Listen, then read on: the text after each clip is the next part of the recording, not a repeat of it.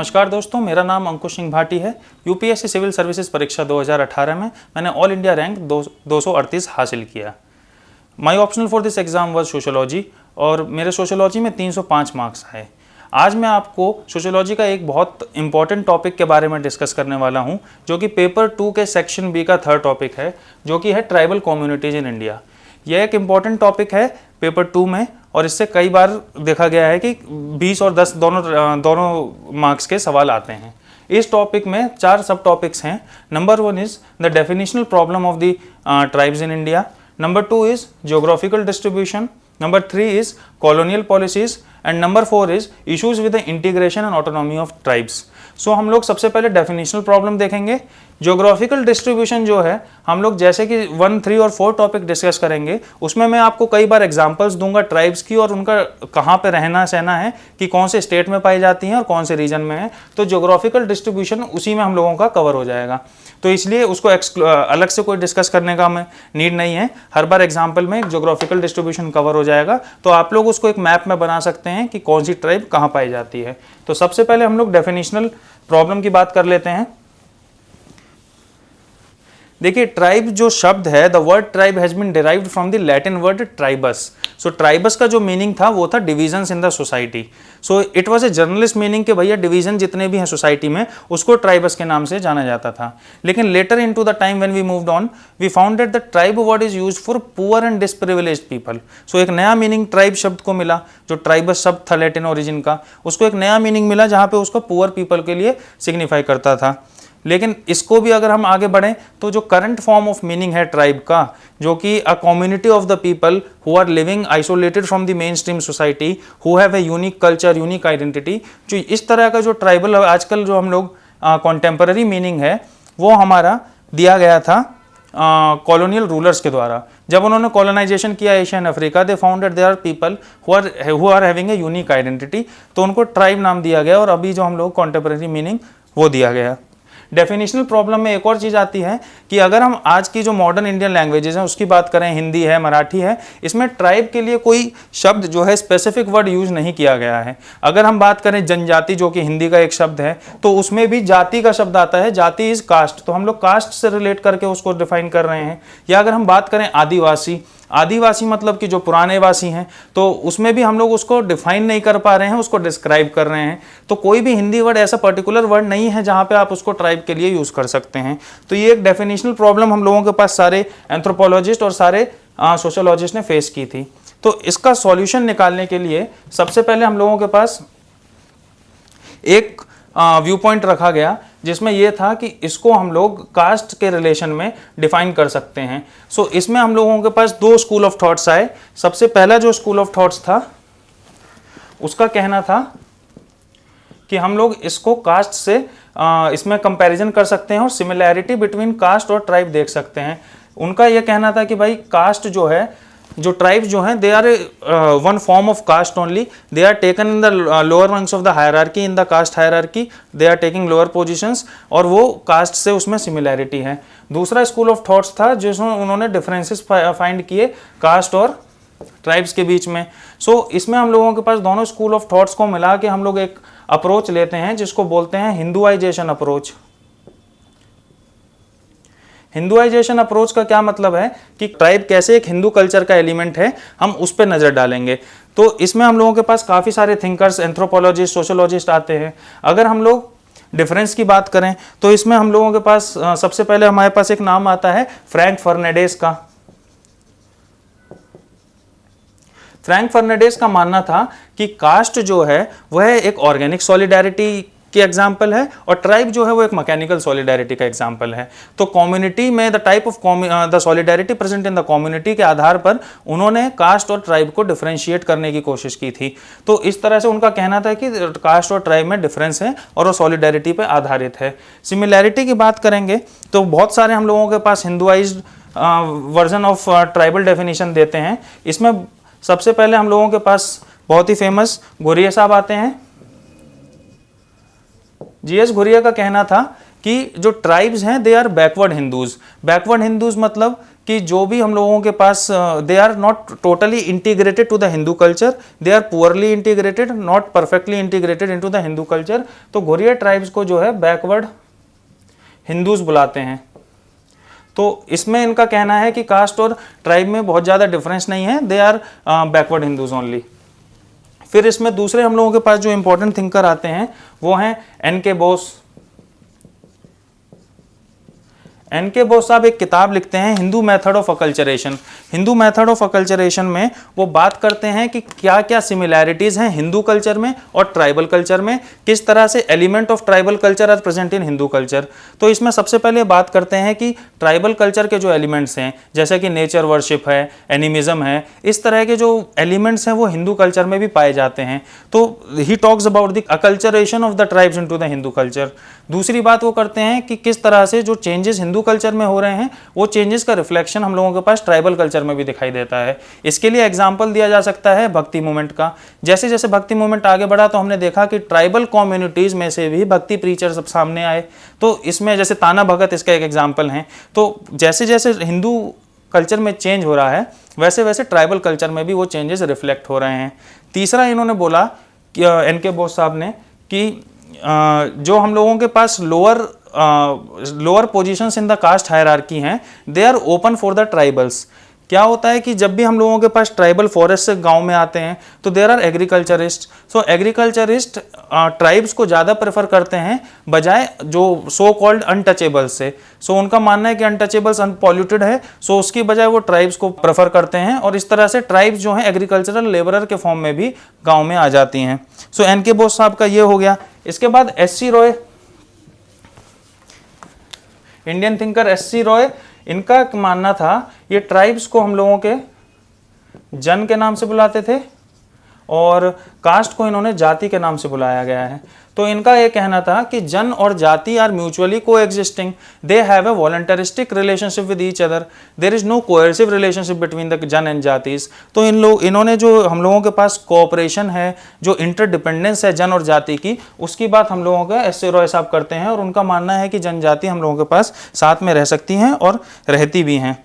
अब इसके बाद हम लोगों के पास ये तो हो गया अकल्चरेशन या assimilation into the Hindu culture, कि हिंदू कल्चर में कैसे हम लोगों के पास ट्राइब्स आ रही हैं। इसके अलावा हम लोगों के पास कुछ लोग बात करते हैं कि कैसे ये lower position in the Hindu hierarchy में आके, कास्ट हायरार्की में आके उस लेडर पे ऊपर मूव करते हैं, हायरार्की के लेडर पे ऊपर मूव करते हैं।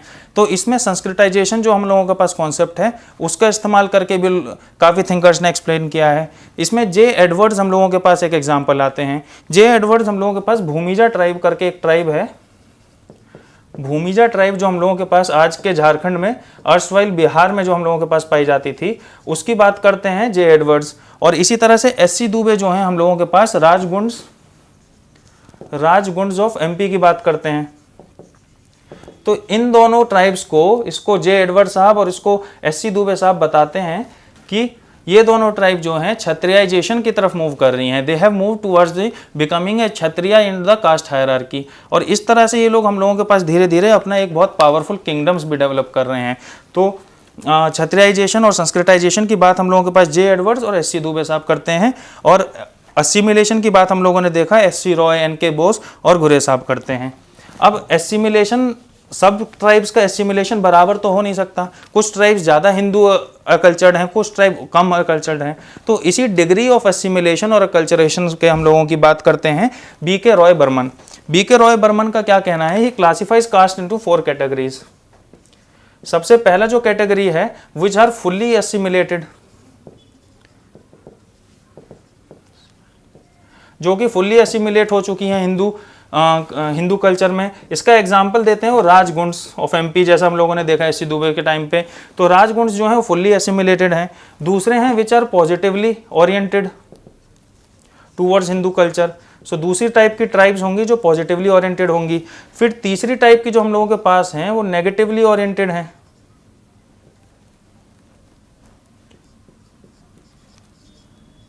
नेगेटिव ओरिएंटेशन है। इसमें एग्जाम्पल आप देखेंगे तो नागाज का एग्जाम्पल हम लोगों के पास है जो कि negatively oriented towards Hindu culture हैं। और जो चौथा एग्जाम्पल देखेंगे they are totally indifferent. So degree of assimilation से हम लोगों के पास बी.के. रॉय बर्मन ने इन ट्राइब्स को क्लासिफाई किया है। टोटली इंडिफरेंट में आप अंडमान निकोबार की सेनालीज और अन्य बहुत सारी ट्राइब्स हैं जो कि हिंदू से टोटली इंडिफरेंट हैं और टोटली बाहर हैं। तो बीके रॉय बर्मन इसमें हम लोगों के पास डिफाइन करते हैं। सो इन सब थिंकर्स और इन सब एंथ्रोपोलॉजिस्ट और सोशोलॉजिस्ट के व्यूज पॉइंट से हम लोगों ने देखा कि कैसे ट्राइब्स को डिफाइन करने के लिए हिंदुआइज्ड अप्रोच लिया गया है। अब हिंदुआइज्ड अप्रोच के बाद एक दूसरा अप्रोच आता है जो कि आइसोलेशनिस्ट अप्रोच है।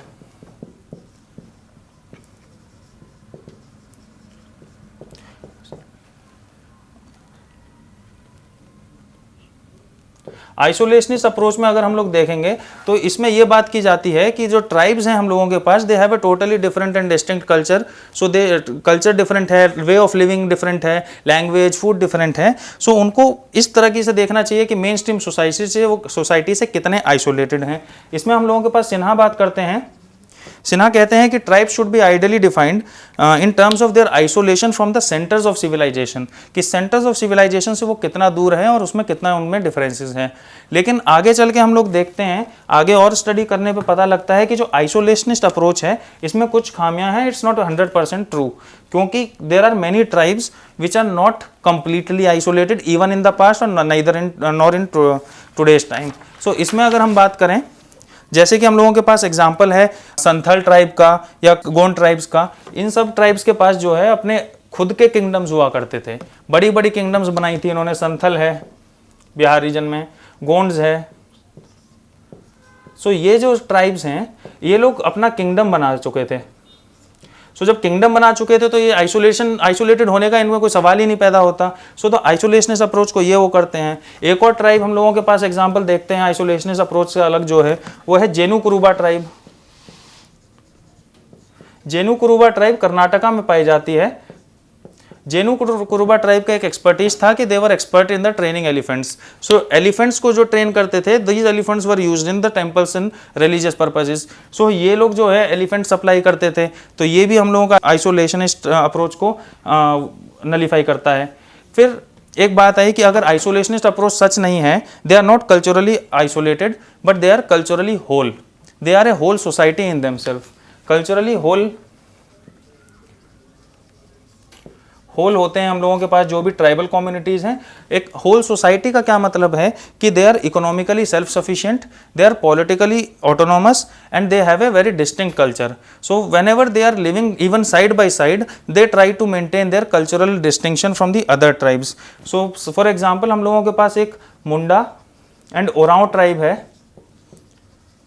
जो कि रांची में रहते हैं, लेकिन दोनों अलग अलग कल्चर होने के बावजूद भी बगल बगल में रहते हैं, लेकिन अपना जो कल्चरल यूनिकनेस है उसको मेंटेन करके रखते हैं। सो ट्राइब्स आर कल्चरली होल इतने। तो इसमें अगर हम लोग आइसोलेटेड का बात करें तो कुछ ट्राइब्स आइसोलेटेड हैं, कुछ नहीं हैं। सो आइसोलेशन एक हम लोगों के पास कोई मापदंड नहीं हो सकता, लेकिन कल्चरली होल हम लोगों के पास ऑलमोस्ट सारी ट्राइब्स हैं।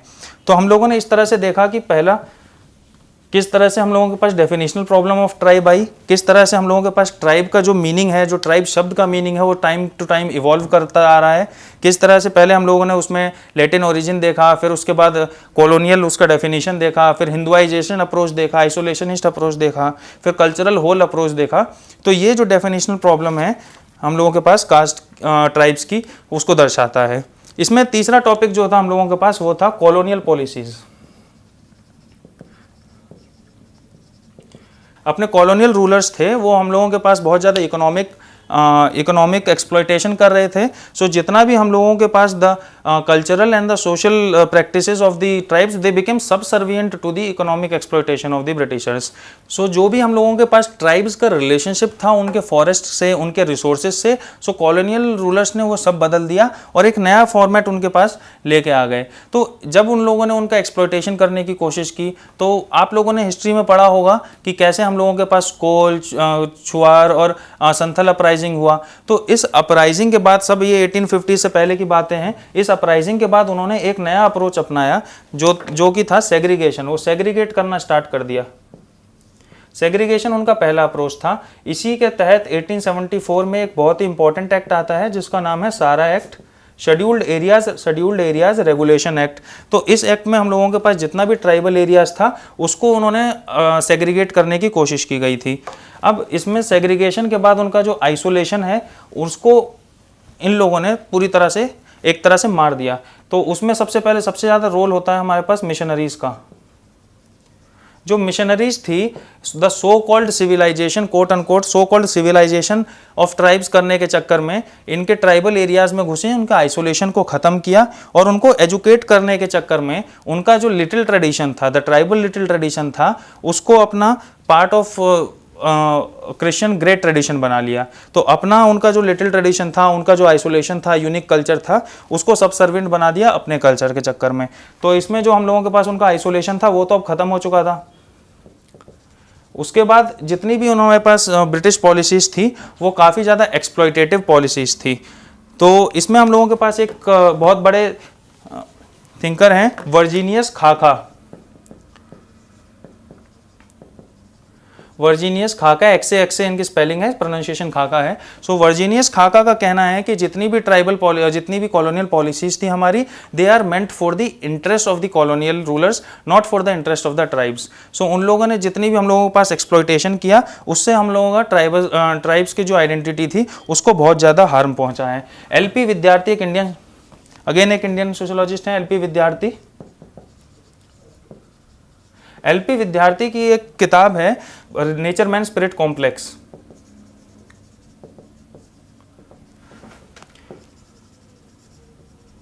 See, the forest for the tribes are not only the place of their habitation, they are source of their raw material, source of their food, source of their religion and source of their identity. So जो forest हैं, जितने भी हम लोगों के पास जंगल हैं, वो tribal communities के लिए they are part of their identity, they are part of their tribalism. अगर एल.पी. विद्यार्थी इस बुक में कहते हैं कि अगर आप उनसे फॉरेस्ट उनके छीन लेंगे तो आप उनकी आइडेंटिटी उनसे छीन रहे हैं, you are detribalizing them. सो आप उनकी जो ट्राइब होने का जो उनका गुरूर है, आप उसको छीन लेंगे और इसलिए डिफॉरेस्टेशन को रोकना चाहिए। A.R. देसाई हम लोगों के पास अगेन एक इंडियन सोशोलॉजिस्ट है, नामी इंडियन सोशोलॉजिस्ट हैं। उनका कहना है कि जितनी भी हम लोगों के पास रेलवेज था या अदर कम्युनिकेशन के मीन्स थे जो ब्रिटिशर्स लेके आए, उसने हम लोगों के ट्राइब्स का आइसोलेशन को ख़त्म कर दिया। आइसोलेशन जो कि हमारे पास पूरा वॉलंटरी था उसको ख़त्म किया, तो ट्राइब्स ने उससे रिटेलिएटरी एक्शंस लेना शुरू किया। उसी का फॉर्म जो है एक मिलिटेंट रिटेलिएशन, हम लोगों के पास उसी का फॉर्म है। इसके बाद हम लोगों के पास ब्रिटिश पॉलिसी में ही आता है एथनोग्राफिक स्कॉलर्स। ब्रिटिश पॉलिसीज में एथनोग्राफिक स्कॉलर्स थे। इनका क्या मानना था कि जो भी हम लोगों के पास ट्राइब्स हैं, they are remnants of the early stages of evolution, के भाई they have to be taken a museumized form, के ट्राइब्स तो म्यूजियम में रखने की चीज़ें हैं। इसमें E.B. टाइलर जो हैं वो कहते हैं ट्राइब्स को सोशल फॉसिल्स के नाम से बुलाते हैं। सो उनका मानना था कि जो भी हम लोगों के पास अर्ली ईयर्स ऑफ इवोल्यूशन है उसमें जो ट्राइब्स हैं उनको हम लोग इवोल्यूशन के पढ़ने के पॉइंट ऑफ व्यू से या एक एज ए म्यूजियमाइज्ड व्यू से देख सकते हैं। सो ये हम लोगों के पास ब्रिटिश पॉलिसी थी टुवर्ड्स द ट्राइब्स, जिसमें देखा हम लोगों ने कि कैसे पहले तो उन लोगों ने अपनी इकोनॉमी एक्सप्लॉयटेशन उनका किया, उनके रिसोर्सेज को उनसे छीन लिया। फिर उसके बाद जो है हम लोगों के पास उन्होंने एक सेग्रीगेटेड व्यू लेने की कोशिश की और फिर कैसे मिशनरीज़ का एंट्री हुआ और उनका आइसोलेशन पूरी तरह से ख़त्म हो गया। इसमें हम लोगों ने थिंकर्स की जो बात की है वो है वर्जीनियस खाका, एल.पी. विद्यार्थी और A.R. देसाई, और E.B. टाइलर का हम लोगों ने सोशल फॉसिल वाली थ्योरी देख ली। अब इसमें लास्ट टॉपिक जो हम लोगों के पास है वो है issues with the integration and autonomy. अब देखिए, इंटीग्रेशन और autonomy, this is something which we are trying to strike a balance for since our independence. Integration और ऑटोनॉमी के बीच में हम लोग एक बैलेंस क्रिएट करना चाहते हैं। इंटीग्रेशन जरूरी है क्योंकि अगर हम ट्राइब्स को अपने साथ मेन स्ट्रीम सोसाइटी को इंटीग्रेट नहीं कर पाएंगे सो वो बहुत ज़्यादा पीछे बैकवर्ड रह जाएंगे, वो डेवलपमेंट के साथ उतना आगे नहीं बढ़ पाएंगे। सो एक लेवल ऑफ इंटीग्रेशन की रिक्वायरमेंट है। ऑटोनॉमी इसलिए ज़रूरी है क्योंकि हम लोगों को ट्राइब्स का या मेन स्ट्रीम सोसाइटी को ट्राइब्स का जो इंडिजीनियस और जो डिस्टिंक्ट आइडेंटिटी है उसको भी बचा के रखना है, उनका जो कल्चरल डिफरेंस है वो उसको भी हम लोगों को बचा के रखना है। तो एक बैलेंस जो है इंटीग्रेशन और ऑटोनॉमी में, उसको स्ट्राइक करना बहुत ज़रूरी है। इसमें अगर हम लोग बात करें तो 5th शेड्यूल और 6th शेड्यूल जो भारत को इंडियन कॉन्स्टिट्यूशन का है वो एक इसका अटेम्प्ट करता है। दूसरा अटेम्प्ट हम लोगों ने 1996 में पैसा एक्ट के थ्रू किया था, जो कि हम लोगों ने 5th शेड्यूल में हम पंचायती राज को एक्सटेंड किया था। तो आप देखेंगे कि कॉन्स्टिट्यूशन में बहुत जगह हम लोगों ने इसको बैलेंस बनाने की कोशिश की गई है। लेकिन हम अगर इन पॉलिसीज को ध्यान से देखें और ट्राइब्स की अगर व्यू पॉइंट से देखें तो there have been a lot of problems with the integration policies. So हम लोगों ने देखा कि कैसे हम लोग इंटीग्रेशन और ऑटोनॉमी को हम लोग एक बैलेंस स्ट्राइक करने की कोशिश कर रहे हैं, लेकिन अगर व्यू पॉइंट ऑफ ट्राइब्स देखा जाए तो ये बैलेंस 100% हो नहीं पा रहा है। इसमें प्रॉब्लम्स क्या आ रही हैं? सबसे पहले तो हम लोग एक टॉप डाउन अप्रोच लेते हैं। जितनी भी हम लोग पॉलिसीज या कुछ भी हम लोग ट्राइब से रिलेटेड बना रहे हैं तो वो हमारे एक मेन स्ट्रीम सोसाइटी के व्यू पॉइंट से हो रहा है, टॉप डाउन अप्रोच हो रहा है, ना कि बॉटम्स अप अप्रोच। जितना भी हम लोगों के पास ट्राइब्स का से होना चाहिए उतना हम लोगों की पॉलिसीज में ट्राइब्स का से नहीं हो रहा है। So whatever policies we are making are directed from the above rather than being evolve from the bottom. So this are meeting the needs of the mainstream society and not of the tribes. इसमें वर्जीनियस खाका साहब again एक बात कहते हैं कि integration is not happening for the tribes, it is happening at the cost of the tribes. So we are showing that we are integrating them but actually we are doing it at their the cost of the tribes and their culture and their unique culture is getting affected. So अब हम इसमें integration के point of view में एक modernisation देखते हैं कि modernisation, education और इस तरह की जो भी हमारी पॉलिसीज़ हैं इसमें कास्ट का क्या फ़र्क रहा है। सबसे पहले हम लोग मॉडर्नाइजेशन की अगर बात करें तो हम लोग देखेंगे कि जितना भी हम लोगों के पास ट्राइबल रीजन है, ट्राइबल रीजन हम लोगों का सारा रिसोर्स रिच रीजन रहा है। जितना भी ट्राइबल रीजन है रिसोर्स रिच रीजन रहा है, तो इसलिए हम लोगों के पास इंडस्ट्रीज का बहुत ज़्यादा अट्रैक्शन इन रीजन्स की तरफ रहता है। जितनी भी आप इंडस्ट्रीज़ की बात कर लें इंडिया में, चाहे सेल हो, चाहे बोकारो स्टील प्लांट है जो कि, चाहे टाटा इंडस्ट्रीज हो, वो सब उस रीजन में होती है, झारखंड छत्तीसगढ़ रीजन में है, क्योंकि वो रिसोर्स रिच रीजन है और वही रीजन है हम लोगों के पास जहाँ पे ट्राइब्स का बहुत ज़्यादा बसावत है। सो उसकी वजह से हम लोगों के पास काफ़ी सारी इंडस्ट्रीज सेटअप हुई हैं। इंडस्ट्रीज सेटअप हुई हैं तो उसमें एनवायरमेंटल डिग्रेडेशन बहुत ज़्यादा हो गया है, डिफॉरेस्टेशन बहुत ज़्यादा हो गया है। तो जितना भी हम लोगों के पास ट्राइबल रिसोर्सेज था वह सब हम लोग ऑलरेडी उसको एक्सप्लॉइट कर चुके हैं, उसको डिग्रेड कर चुके हैं। और जैसा कि हम लोगों के पास, हम लोगों ने देखा था, एलपी विद्यार्थी साहब ने कहा था कि if you take away forest from the tribes you are detribalizing them. तो वही एक्चुअली हो रहा है कि हम लोगों के पास जितनी भी ट्राइब्स हैं वह इंडस्ट्रीज की वजह से, वह हम लोगों के पास एनवायरमेंटल डिग्रेडेशन की वजह से, और वही हम लोगों के पास डिफॉरेस्टेशन की वजह से आउट माइग्रेट कर रही हैं। आउट माइग्रेशन हो रहा है जितने भी हम लोगों के पास ट्राइब्स हैं उनका। इस आउट माइग्रेट करके वो बाकी शहरों में, बाकी स्टेट्स में जा रही हैं जहाँ पे उनका इंटीग्रेशन 100% परफेक्ट नहीं है। They are not able to integrate with the mainstream society because they have a unique way of living, they have a unique culture. उनको मेन स्ट्रीम सोसाइटी का कल्चर समझ नहीं आता है। सो इंटीग्रेट होने में उनको काफ़ी टाइम लगता है और काफ़ी डिफिकल्टीज आती हैं। So these are difficulties of integration that they are facing. अब जब हम लोगों के पास उनका रिसोर्सेज ले लिए गए हैं, नई इंडस्ट्रीज आ गई हैं, तो उनको रिसोर्सेज के लिए कंपेंसेशन पे किया जाता है। लेकिन कंपेंसेशन जो हम लोगों की इंडस्ट्रीज पे करती हैं debt are in money, currency के फॉर्म में होता है। अब करेंसी और मनी से the tribes are not at all convergent with the currency and money. उनको जो है ये सब समझ नहीं आता, क्योंकि वो या तो बार्टर सिस्टम फॉलो कर रहे थे या फिर कम्युनिटी ओन्ड रिसोर्सेज थे। तो पैसे का जो चीज़ें हैं वो उनको समझ नहीं आती। सो दे स्क्वेंडर द मनी इन आलतू, जितनी भी फालतू चीज़ें हैं उनमें हम लोगों के पास वो अपना पैसा खर्च कर देते हैं। जब कोई और ऑप्शन नहीं बचता, they get back to the industries for the job. So अब जो नई जॉब अपॉर्चुनिटीज इंडस्ट्रीज ने खोली हैं, they require a new set of skills, new set of education. लेकिन tribes are not educated in that sense. So उनको पास industrial skills नहीं है, तो लोअर रंग्स ऑफ इंडस्ट्रीज में घुसते हैं। वो इंडस्ट्री में बहुत छोटे वर्कर की तरह काम करेंगे, जो कि हम लोगों के पास एक टाइम पे उन्हीं के रिसोर्सेज होते थे। अब उन्हीं के रिसोर्सेज को मैन्युफैक्चरिंग कंपनीज में यूज़ करने के लिए अब वो छोटे लेवल पे काम कर रहे हैं। फिर दूसरी बात आती है, जब ये आउट माइग्रेट करते हैं या लोग इन माइग्रेट करते हैं तो न्यू डिसीजेज आ जाती हैं। We should remember that their immune system is not as our immune system, it is not similar to our immune system. उनका वैक्सीनेशन उस तरह से नहीं हुआ है जिस तरह से हमारा हुआ है। एक नई डिसीजेज हम लोग उनके पास लेके जाते हैं, जो डिसीजेज हम लोगों के पास वो हील नहीं कर पाते अपने ट्रेडिशनल मेथड से। सो जितनी भी हम लोग उनके पास उससे आउट माइग्रेशन हो या लोगों का इन माइग्रेशन हो, तो नई डिसीजेज उनको हम दे के आ रहे हैं।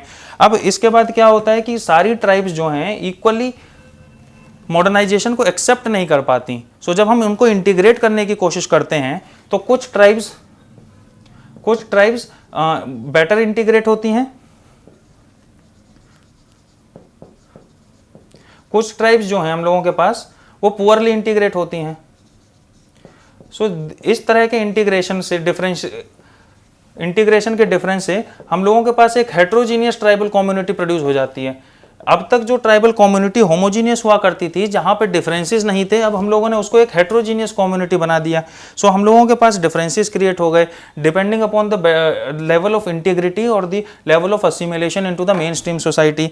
अब ये मॉडर्निटी को उसी तरह से देखते हैं जिस तरह से इनका इंटीग्रेशन हो। जो बेटर इंटीग्रेटेड लोग हैं वो मॉडर्निटी को ज़्यादा आसानी से ले पाते हैं, और जो पुअरली इंटीग्रेटेड हैं वो मॉडर्निटी को इतनी आसानी से नहीं ले पाते और वो पीछे रह जाते हैं। तो इसमें हम लोगों के पास एक होमोजीनियस सोसाइटी जो ट्राइब्स की हुआ करती थी, उसको हम लोगों ने उसको मेन स्ट्रीम एक्सप्लॉयटेशन की वजह से एक हेट्रोजीनियस सोसाइटी बना दिया गया है।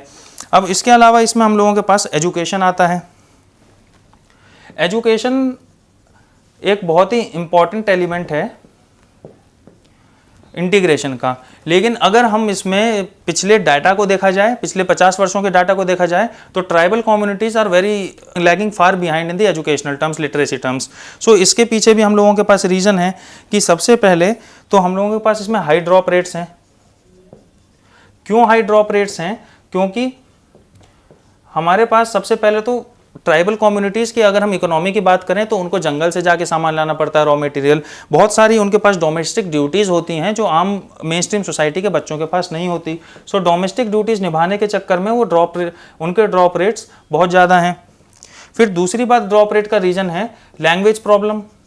The language that we are using, for example English और Hindi, they are not accustomed to this kind of language. उनको हिंदी या इंग्लिश समझ नहीं आता है, सो वो लोग ड्रॉप कर लेते हैं। तीसरा जो उनके पास ड्रॉप रेट का रीज़न है वो यह है कि उनका जो जितना भी हम लोगों के पास सिलेबस है या करिकुलम है वो उनके लिए इररिलेवेंट है। They do not find a use of this syllabus और curriculum for their day to day life. क्योंकि हम लोग जो करिकुलम पढ़ते हैं वो हम लोगों के लिए होता है industry oriented, corporate oriented syllabus होता है, लेकिन उन लोगों को इंडस्ट्रीज में बहुत ज़्यादा दिलचस्पी है नहीं, तो जितना भी हम लोग उनको करिकुलम या सिलेबस पढ़ाते हैं they find it totally irrelevant. तो इसकी वजह से उनके ड्रॉप रेट्स बहुत ज़्यादा हैं। और दूसरी बात यह है कि वो हायर एजुकेशन में नहीं जा पाते, they do not go to higher education. अगर हम हायर एजुकेशन में उनके परसेंटेज की बात करें तो बहुत ही मिनिमल परसेंटेज है। सो इस तरह से हम लोगों का जो इंटीग्रेशन की हम लोग कोशिश कर रहे हैं, जो इंटीग्रेशन की कोशिश 5th शेड्यूल, 6th शेड्यूल या हमारे प्राइम मिनिस्टर नेहरू की पंचशील पॉलिसी थी। पंचशील पॉलिसी का कहना था कि द ट्राइबल डेवलपमेंट और the tribal integration should be for the tribes and according to the tribal genius. उनका इन्वॉल्वमेंट होना बहुत ज़रूरी है, बॉटम अप अप्रोच लेना बहुत ज़रूरी है, इसलिए उन्होंने पंचशील लाया और उसके 5 पॉइंट्स हैं जो आप पढ़ सकते हैं। और वो ट्राइबल ओरिएंटेड डेवलपमेंट होगा और ट्राइबल लेड डेवलपमेंट होगा, उनका ये कहना था। लेकिन जैसे जैसे हम आगे बढ़े तो हम लोगों ने देखा कि किस तरह से इंटीग्रेशन में प्रॉब्लम्स आई, बॉटम्स अप अप्रोच को रिप्लेस करके टॉप डाउन अप्रोच आ गया, किस तरह से उनके आइसोलेशन को अफेक्ट हुआ, उनके कल्चर में हम लोगों के पास पॉल्यूशन हो गया। इस तरह से हम लोगों के पास जो इंटीग्रेशन है वो उस दिशा में नहीं जा पाया जिसमें हम ले जाना चाहते थे। इसकी वजह से उनकी ऑटोनॉमी भी अफेक्ट हुई। और जो हम लोगों ने एक परफेक्ट बैलेंस बिटवीन इंटीग्रेशन और ऑटोनॉमी बनाना था, उसमें कई बार हम लोगों के पास दिक्कतें आ गई। लेकिन इसका मतलब बिल्कुल भी यह नहीं है कि जो उनका कल्चर जो हमारे पास डाइल्यूट हुआ है उसकी वजह से उनके बीच की जो सॉलिडेरिटी है, उनके बीच के जो कनेक्शंस हैं, जो ट्राइबल कनेक्शंस हैं, वो पूरी तरह से खत्म हो चुके हैं। इस पर एलपी विद्यार्थी साहब एक स्टडी करते हैं। एलपी विद्यार्थी बोकारो स्टील प्लांट में एक स्टडी करते हैं। जैसा कि मैंने बताया था कि हम लोगों के पास जब उनके रिसोर्सेज चले गए तो उनके पास एक ही ऑप्शन बचा था कि वो lower rungs of the industrial setup में चले जाएं, वहाँ पे नौकरी ले लें। तो जब ये यहाँ पे नौकरी लेते हैं बोकारो स्टील प्लांट में, एलपी विद्यार्थी का कहना है कि एक न्यू सेंस ऑफ सॉलिडेरिटी उनके बीच में डेवलप हो जाती है। द ट्राइब्स की ओल्ड सॉलिडेरिटी जिसकी हम लोग बात कर रहे थे वो एक तरह से खत्म हो चुकी है, लेकिन एक नई ट्राइबल सॉलिडेरिटी, एक नई ट्राइबल आइडेंटिटी का जन्म हुआ है। उसमें ट्रेड यूनियंस का एक बहुत इंपॉर्टेंट रोल है। सो ट्रेड यूनियन जो है वो हम लोगों के पास ट्राइब्स फॉर्म करती हैं। तो एक नई तरह की सॉलिडेरिटी की बात एलपी विद्यार्थी करते हैं। फिर उसमें हम लोग अभी लेटेस्ट बहुत सारी स्कीम्स अगर आपने देखी होंगी तो गवर्नमेंट की बहुत सारी स्कीम्स हैं जहां पे वो इंटीग्रेट करने की कोशिश कर रहे हैं। ये सब स्कीम्स आप एकदम करंट अफेयर से रेगुलेटर मतलब अपडेटेड रहिए और उसमें आप देखते रहिए। जैसे एकलव्य स्कूल की एक स्कीम पिछले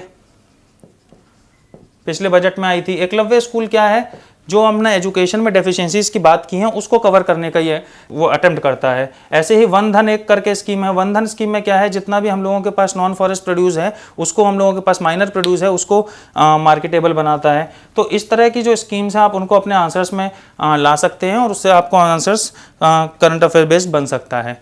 तो हम लोगों ने ट्राइबल कम्युनिटीज इंडिया में देखा कि किस तरह से उसके डेफिनेशनल प्रॉब्लम थी, डेफिनेशनल प्रॉब्लम को सॉल्व करने के लिए अटेम्प्ट किए गए हैं। उसके बाद हम लोगों ने देखा कि कॉलोनियल पॉलिसी ने कैसे उनको एक्सप्लॉइट किया, किस तरह से कॉलोनियल पॉलिसी ने उनके आइसोलेशन को खत्म किया। फिर लास्ट में हम लोगों ने देखा कि किस तरह से हम लोगों ने इंटीग्रेशन का एक अटेम्प्ट किया है पिछले कुछ सालों में, और कहाँ कहाँ उस अटेम्प्ट में खामियां रही हैं और कहाँ कहाँ हम लोग थोड़ा उसमें सक्सेसफुल रहे हैं। इसी तरह से जो एक टॉपिक था ज्योग्राफिकल डिस्ट्रीब्यूशन, वो हम लोगों ने जगह जगह पर डिस्कस किया है, जैसे कि जेन्यू कुरुबा ट्राइब कर्नाटका में डिस्कस की, राजगुंड मध्य प्रदेश में, और भूमिजा ट्राइब बिहार में, और इसी तरह से हम लोगों ने काफ़ी सारी ट्राइब्स की बात की है, ओरांव और मुंडा ट्राइब रांची में। तो इस तरह से आपको एक मैप बनाने की ज़रूरत है और उस मैप में आप देख लीजिए कौन सा ट्राइब कहाँ पे है। सो ये था topic tribal communities in India. अब इसमें आप पिछले जितने भी वर्षों के क्वेश्चन हैं आप उनको देख लीजिए और उसको अटेम्प्ट करने की कोशिश कीजिए। धन्यवाद।